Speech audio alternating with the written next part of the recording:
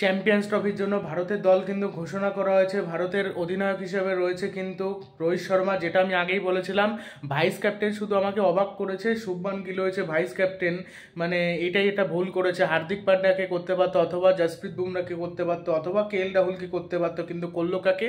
গিলকে। তার মানে ভবিষ্যতে অধিনায়ক হওয়ার কথা শুভমান গিলের, এটাই ভাবছে। তারপরে বিরাট কোহলি, শ্রেয়াস আয়ার, ঋষভ পান্ত, কেএল রাহুল।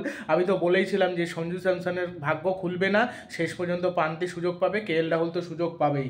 হার্দিক পান্ডিয়া, অক্ষর প্যাটেল, ওয়াশিংটন সুন্দর, কুলদীপ যাদব, জসপ্রীত বুমরা যদি সুস্থ হয়ে উঠতে পারে, জসপ্রীত বুমরা, নাহলে তার পরিবর্তে হর্ষিত রানাকে নেওয়া হবে স্কোয়াডে। শামি, অর্শদীপ সিং, জয়সওয়াল আর জাদেজা, এই হলো দল। 3-3-6 আর 3-9-10-11-12-13-14-15 জনের স্কোয়াড।